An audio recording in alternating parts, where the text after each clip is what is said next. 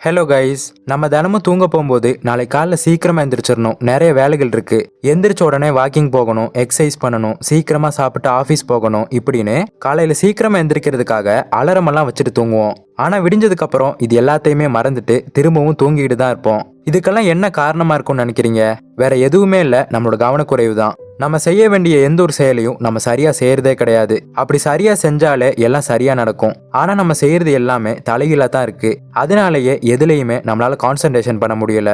சரி, இது வரைக்கும் நீங்க எப்படியோ தெரியல. ஆனா இனிமே உங்க செல்ஃப் டிசிப்ளினை இம்ப்ரூவ் பண்றதுக்கு நான் பொறுப்பு. இந்த வீடியோ நீங்க பார்த்து முடிக்கும் போது உங்க எல்லாருக்குமே செல்ஃப் டிசிப்ளினை இம்ப்ரூவ் பண்றதுக்கான அத்தனை வழிகளும் தெரிஞ்சிருக்கும். அது நான் ரொம்ப உறுதியா சொல்றேன். நான் சொல்ல போற இந்த 10 விதிகளை நீங்க கரெக்டா கடைபிடிச்சு நடந்தீங்கன்னா உங்களோட சுய ஒழுக்கம்ங்கிறது 10 மடங்கா பெருகும். ஸோ ஸ்கிப் பண்ணாம இந்த வீடியோவை ஃபுல்லா பாருங்க.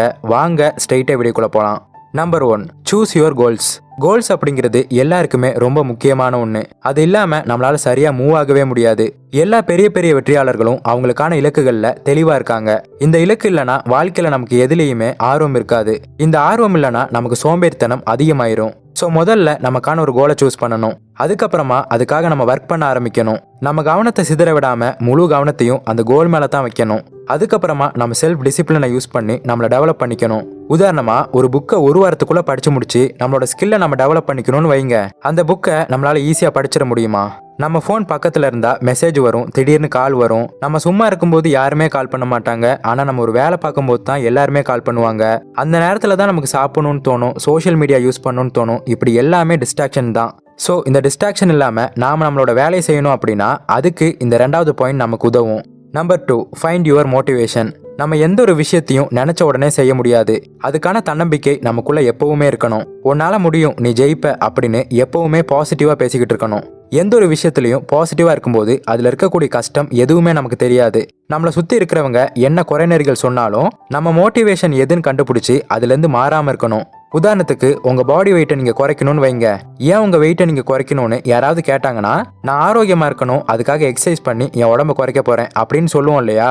அதே மாதிரி தான் எந்த ஒரு விஷயத்த செஞ்சாலும் அதுக்கான காரணத்தை நம்ம தெரிஞ்சு வச்சுக்கணும். ஏன்னா அதுதான் நம்மளை மோட்டிவேட் பண்ணிக்கிட்டு இருக்கோம். யாராவது நம்மளால அதை பண்ண முடியாதுன்னு சொன்னா கூட அந்த மோட்டிவேஷன் நமக்கு பெரிய நம்பிக்கையை கொடுக்கும். அடுத்து 3வது, ஐடென்டிஃபை த ஆப்ஸ்டக்கிள்ஸ். தடைகளை அடையாளம் கண்டுபிடிக்கிறது. நம்ம எய்ம் என்னன்னு சூஸ் பண்ணதுக்கு அப்புறம் அதுல இருக்கக்கூடிய தடைகள் என்ன அப்படிங்கறத கண்டுபிடிக்கணும். அப்பதான் அந்த தடைகளை உடைச்சு நம்ம முன்னேறி போக முடியும். உதாரணத்துக்கு நம்ம ஆசையா ஒரு புக் எடுத்து படிக்க ஆரம்பிக்கிறோம். அப்படி படிக்கும் போதே ஏகப்பட்ட தடைகள் வரும் இல்லையா? அப்ப நம்ம சரியான முறையில புக் படிக்கணும் அப்படின்னா அதுல இருக்கக்கூடிய தடைகள் என்ன அப்படிங்கறத கண்டுபிடிச்சா மட்டும்தான் அந்த புக்கை ஒழுங்கா படிச்சு முடிக்க முடியும். இதே தான் நம்ம கோல்ஸுக்கும் பொருந்தும். நம்ம புக் ஸ்டோருக்கு போயிட்டு நமக்கு பிடிச்ச நிறைய புத்தகங்களா வாங்குவோம். அதெல்லாம் படிச்சு முடிக்கணும்னு நம்ம நினைக்கும் போது நமக்கு சில வேலைகள் வரும். இதனால அப்புறம் படிக்கலாம், நாளைக்கு படிக்கலாம் அப்படின்னு தள்ளி போட்டுக்கிட்டே இருப்போம். இது எல்லாத்துக்குமே காரணம் நம்ம டிஸ்ட்ராக்ஷன் தான். அதுதான் நமக்கான தடை.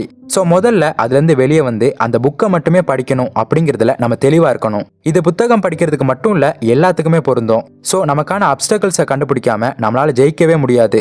ஸோ உங்களுக்கான என்ன தடைகள் இருக்கு அப்படிங்கிறத முதல்ல கண்டுபிடிங்க. முடிஞ்சா அதை கமெண்ட் செக்ஷன்ல கமெண்ட் பண்ணுங்க. அடுத்து நம்பர் 4, ரீப்ளேஸ் ஓல்ட் ஹேபிட்ஸ். நம்ம செல்ஃப் டிசிப்ளினை இம்ப்ரூவ் பண்ணோம் அப்படின்னா முதல்ல நம்ம கிட்ட இருக்கக்கூடிய தேவையில்லாத பழக்கங்களை நம்ம விடணும். அப்படி விட்டதுக்கு அப்புறம் அந்த இடம் காலியா இருக்கும் இல்லையா? அந்த இடத்துல ஒரு நல்ல பழக்கத்தை வச்சு அதை ரீப்ளேஸ் பண்ணணும். நம்மளோட சில பழக்கங்களை நம்மளால மாத்திக்கவே முடியாது.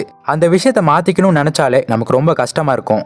அப்படி உங்களால மாத்திக்கவே முடியாத ஒரு பேட் ஹேபிட் இருந்தா கொஞ்சம் கூட தயங்காம அதை நீங்க அவாய்ட் பண்ணிருங்க. ஏன்னா ஒரு சில விஷயங்களை நீங்க மாத்திக்கிட்டா தான் நம்மளோட வாழ்க்கையில நம்மளால முன்னேற முடியும். அப்படி தேவையில்லாத சில பழக்கங்களை கண்டுபிடிச்சு அந்த இடத்துல இன்னொரு நல்ல பழக்கத்தை ரீப்ளேஸ் பண்ண பழகிக்கோங்க. நம்ம கோல்ஸை சீக்கிரமா அச்சீவ் பண்றதுக்கு இது ஒரு சிறந்த வழியா கண்டிப்பா இருக்கும். அடுத்து நம்பர் 5, ட்ராக் யுவர் ப்ரோக்ரஸ். நம்ம ஒரு ஒர்க் பண்ணும்போது அதுல மட்டுமே ஃபுல் அட்டென்ஷனை கொடுத்து வேலை செஞ்சாதான் நம்மளை டெவலப் பண்ணிக்க முடியும். அது மட்டும் இல்லாம அது நம்மளை கான்ஃபிடென்ட்டாகவும் ஃபீல் பண்ண வைக்கும். அப்படி ஃபுல் அட்டென்ஷனோட சீக்கிரமா நம்ம வேலையை முடிச்சுட்டா நம்ம ஃப்ரீயாகவும் ஹாப்பியாகவும் ப்ரௌடாகவும் ஃபீல் பண்ணிக்கலாம். நம்ம எல்லாருமே சொந்தமா டைரி எழுதக்கூடிய பழக்கத்தை உருவாக்கிக்கணும். அதுல தினமும் நம்ம என்ன செய்யணும், நம்ம கோல்ஸுக்காக என்ன ஸ்டெப் எடுக்கணும், நம்ம வாழ்க்கையில நடக்கக்கூடிய பாசிட்டிவான சேஞ்சஸ் என்ன, அடுத்து நடக்கக்கூடிய விஷயங்களை நம்ம எப்படி பாசிட்டிவா எடுத்துக்கணும், இப்படின்னு எல்லா விஷயத்தையுமே அந்த டைரியில நம்ம லிஸ்ட் அவுட் பண்ணணும். ஒரு தடவை இதை நீங்க ட்ரை பண்ணி பாருங்க, நிச்சயமா பெட்டரா ஃபீல் பண்ணுவீங்க. டைரியில எழுதினபடியே நம்மளோட செயல்களும் இருக்கணும். எழுதிட்டு அப்படியே விடாம அதை நடைமுறையிலையும் செயல்படுத்தணும். முதல்ல இதெல்லாம் கஷ்டமா தான் இருக்கும். அதே கொஞ்ச நாள் நம்ம செஞ்சு பழகிட்டோம் அப்படின்னா அது ரொம்ப ஈஸியான பழக்கமா மாறிடும். நம்ம வாழ்க்கையில தவிர்க்க முடியாத பழக்கமா மாறிடும். அதே மாதிரி நம்ம வாழ்க்கையில நமக்கு கிடைக்கக்கூடிய சக்சஸை ஹாப்பியா கொண்டாடணும். அதே மாதிரி நமக்கு வரக்கூடிய ஃபெயிலியர்ஸை நினைச்சு நம்ம ஃபீல் பண்ணிக்கிட்டே உட்காந்துடக்கூடாது. வெற்றியோ தோல்வியோ எல்லாமே அனுபவம் தான். Success and failure is a part of our life. Both are just experience. So தோல்வியிலிருந்து நம்ம ஒரு விஷயத்தை கற்றுக்கிட்டு அப்படியே அதை கடந்து போயிடணும். செல்ஃப் டிசிப்ளின் அப்படிங்கிறது நம்ம வாழ்க்கையோட அத்தியாவசியமான ஒரு பழக்கம். இதுதான் நமக்கு வெற்றியை கொடுக்கும், மற்றவங்க மத்தியில் ஒரு தனித்துவமாகவும் காட்டும். ஸோ எல்லாருமே செல்ஃப் டிசிப்ளினை இம்ப்ரூவ் பண்ணி பெருசாக அச்சீவ் பண்ண ட்ரை பண்ணுங்க. அடுத்து நம்பர் 6. ஏன் நம்ம ஒரு சௌகரியமான வாழ்க்கையை எதிர்பார்க்கிறோம்? ஏன்னா அது நம்ம ஆள் மனசுல பதிஞ்ச ஒரு விஷயம் ஆயிடுச்சு. நல்ல சாப்பாடு சாப்பிடணும், பாதுகாப்பான இடத்துல இருக்கணும், குளிரா இருந்தாலும் சரி வெப்பமா இருந்தாலும் சரி எதுவுமே நம்மளை கஷ்டப்படுத்திடக்கூடாது இப்படின்னு எப்பவுமே நம்ம ஆள் மனசு ஒரு கம்ஃபர்ட் ஜோன்ல தான் நம்மளை வச்சிருக்க முயற்சி பண்ணும். இதனாலேயே நம்ம சூழ்நிலையை மாத்துறதுக்கு நம்ம எந்த ஒரு முயற்சியுமே எடுக்க மாட்டோம். ஸோ உங்களை நீங்களே ஒரு கஷ்டமான சூழ்நிலைக்குள்ள போட்டுக்கோங்க. உங்க மனசு சொல்றதை கேட்காம உங்க மூளை சொல்றதை கேட்க ஆரம்பிங்க. அடுத்த ஒரு வாரத்துக்கு உங்களுக்கு எப்பெல்லாம் வேலை செய்ய தோணலையோ அப்பெல்லாம் அதிகமான வேலைகளை செய்யுங்க. அதுக்கப்புறம் உங்களுக்கே தெரியும் எது உங்களுக்கு தேவையானது எது உங்களுக்கு தேவையில்லாதது அப்படின்னு. ஏன்னா நீங்க கஷ்டப்பட்டு அதுக்கப்புறம் அச்சீவ் பண்ணக்கூடிய சக்சஸ் தான் உங்களுக்கு நிரந்தரமான சந்தோஷத்தை கொடுக்கும். அதுக்கப்புறம் உங்களுக்கே தோணும் இதுதானே நம்ம நினைச்ச வாழ்க்கை, இதை விட்டுட்டு நம்ம தேவையில்லாத விஷயங்களை இவ்வளவு நாள் செஞ்சுக்கிட்டு இருக்கோமே அப்படின்னு நீங்களே நினைப்பீங்க. ஸோ உங்க கம்ஃபர்ட் ஜோனை விட்டு வெளியே வந்து உங்களுக்கு தேவையான விஷயங்களை அது கஷ்டமா இருந்தாலும் பரவாயில்ல அதை செய்ய ஆரம்பிங்க. அடுத்து நம்பர் 7. Low self esteem. உங்களை நீங்களே நம்பாம இருக்கீங்களா? அதை விட ரொம்ப மோசமான விஷயம் எதுவுமே இல்லை. உங்களை நீங்களே நம்பாம இருக்கிறதுக்கான காரணம் உங்க மேல உங்களுக்கு மரியாதையே இல்லை. இப்படி சுயமரியாதை இல்லாம இருக்கிறதுக்கு உங்க சூழ்நிலைகள் காரணமா இருக்கலாம், உங்களை சுத்தி இருக்கிறவங்க காரணமா இருக்கலாம், இல்ல கடந்த காலத்துல நடந்த இல்ல நடந்துகிட்டு இருக்க மோசமான நிகழ்வா கூட இருக்கலாம். இப்படி என்ன காரணமா இருந்தாலும் உங்க சுயமரியாதையை மட்டும் யாருக்காகவுமே விட்டு கொடுத்துடாதீங்க. உங்களை நீங்களே எப்ப நம்ப ஆரம்பிக்கிறீங்களோ அப்பதான் அந்த நம்பிக்கை உங்களை வளர்ச்சி பாதைக்கு கூட்டிட்டு போகும். உங்களால ஒண்ணுமே பண்ண முடியாதுன்னு எல்லாருமே சொல்லலாம், இவெல்லாம் முன்னேறவே மாட்டான் அப்படின்னு கூட சில பேர் சொல்லுவாங்க. ஆனா நீங்க உங்களை நம்பினீங்கன்னா உங்க மேல சுயமரியாதையை வச்சிருந்தீங்கன்னா அவங்க சொல்றது எதையுமே நீங்க காதிலேயே வாங்கிக்க மாட்டீங்க.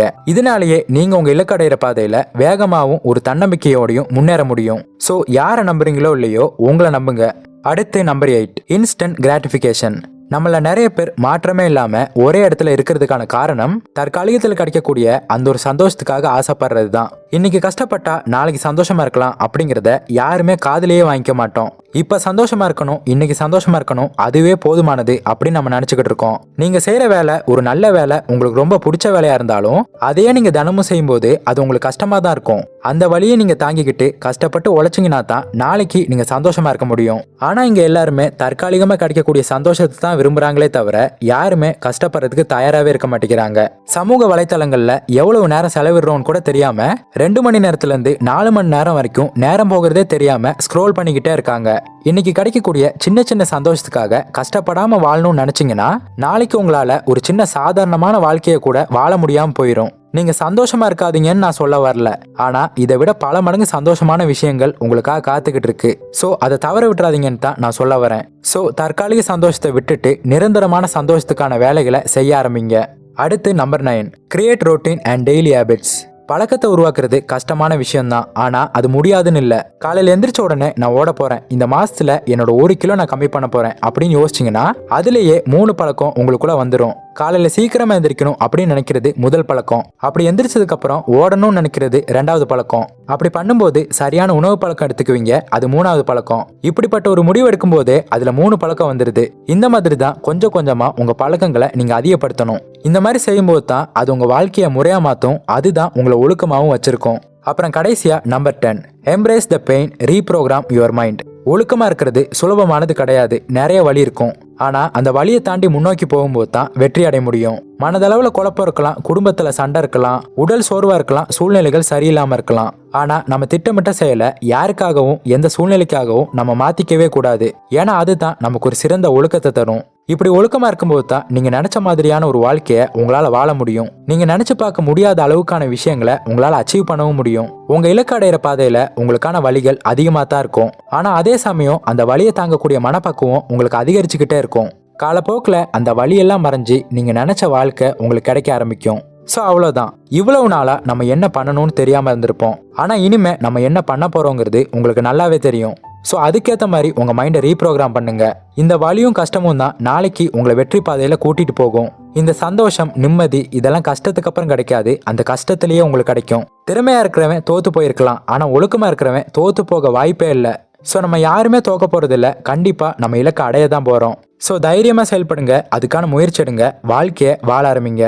ஸோ இந்த வீடியோ உங்களுக்கு யூஸ்ஃபுல்லாக இருந்திருக்கும் நம்புறேன். அப்படி யூஸ்ஃபுல்லாக இருந்தால் இந்த வீடியோக்கு லைக் பண்ணுங்கள், உங்கள் ஃப்ரெண்ட்ஸ் அண்ட் ஃபேமிலி மெம்பர்ஸுக்கு ஷேர் பண்ணுங்கள். அப்புறம் மறக்காமல் நம்ம சேனலை சப்ஸ்கிரைப் பண்ணிவிட்டு பக்கத்தில் உள்ள பெல் ஐக்கானை கிளிக் பண்ணிக்கோங்க. இன்னொரு இதே மாதிரியான யூஸ்ஃபுல்லான இன்ஃபர்மேஷனோட உங்களை மீட் பண்ணுறேன். தேங்க்ஸ் ஃபார் வாட்சிங்.